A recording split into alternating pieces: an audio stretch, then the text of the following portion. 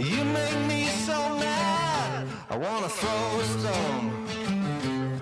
You make me so sad, I wanna hide away alone. Can you meet me in the middle, where the light don't shine? We are looking to really understand what does peace in the Holy Land look like.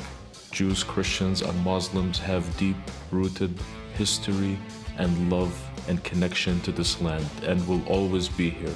What better place to fulfill God's call for us to be peacemakers than in the place where He was born?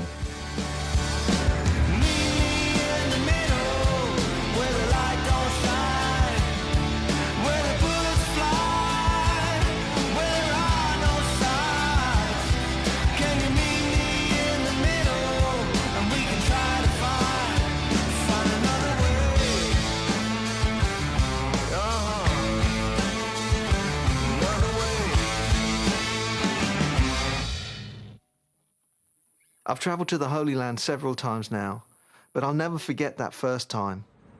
Walking off the plane expecting a pilgrimage of holy sights and contemplation. What I wasn't ready for was the intensity of the conflict here and the people I met who have lived through so much violence and suffering. Putting human faces to this struggle changes everything. Stories from different angles and points of view, their daily lives inside the conflict. And in this contested space, I started to learn that peacemaking costs us. I think some of the most important work that peacemakers do is that they are agents of disruption. They act to disrupt cycles of violence and hatred and revenge that perpetuate conflict. My name is Robbie Damlin, and I'm part of the Parents Circle for Families Forum. And we are a group of more than 600 families who've all lost an immediate family member to the conflict. We are Palestinians and Israelis.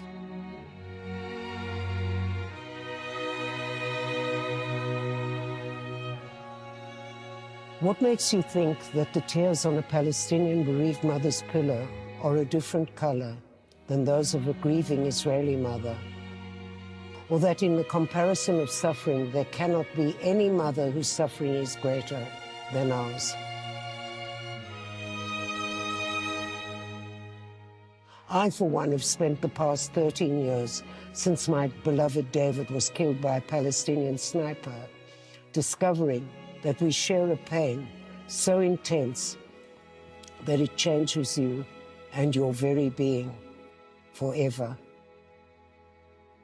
We have to do something. We have to stop this madness and this constant cycle of violence.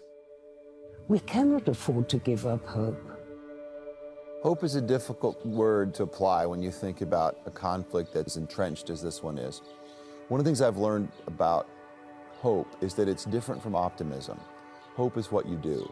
It's not a feeling, but it's what you do. You act in hopeful ways, and in doing that, you open the possibility to create a different reality.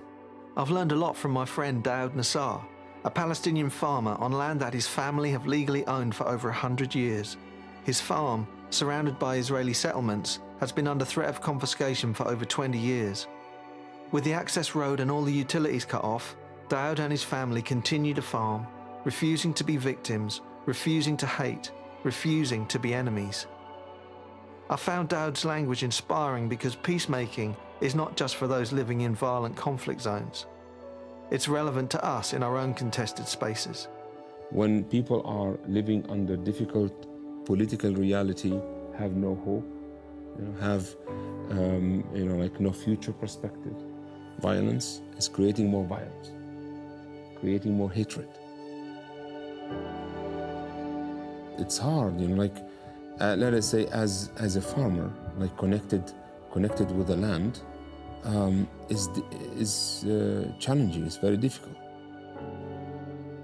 We are called to be peacemakers and not peace talkers. And that's why, for us to practice that, we first need to have peace from within, from inside, the inner peace, in order to give this gift to other people. The beautiful thing is that he calls us to be agents of that kingdom, agents of a different way of living in the world. He calls us to live countercultural lives and to join him in the work of being renewers and rebuilders in broken places, to be healers, to be peacemakers, to be advocates for justice, to love our neighbors and our enemies. All these things he calls us to do, and we have the privilege and responsibility of being these kinds of people. Here we stand on hallowed ground where blood's been spilled and hearts cried out for peace on earth, goodwill to all, for eyes to see all dignity. And so when it came to writing the song Makers of the Peace, I asked David if he'd write with me, and we kind of went straight back to being in the Holy Land together and being just outside Bethlehem. It just really, it changed both of us, seeing peacemaking as absolutely essential, not just when you're in a violent hotspot, how to be a peacemaker, an everyday peacemaker back home.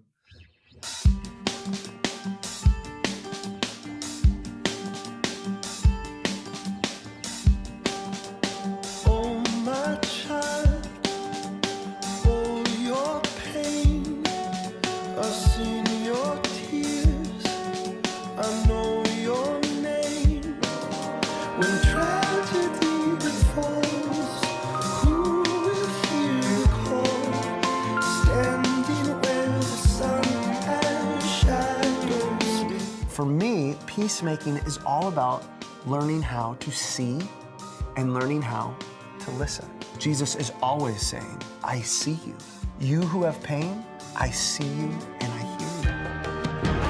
Here we stand on hallowed ground, where blood's been spilled and hearts cry out for peace on earth, goodwill for all, for eyes to see all dignity.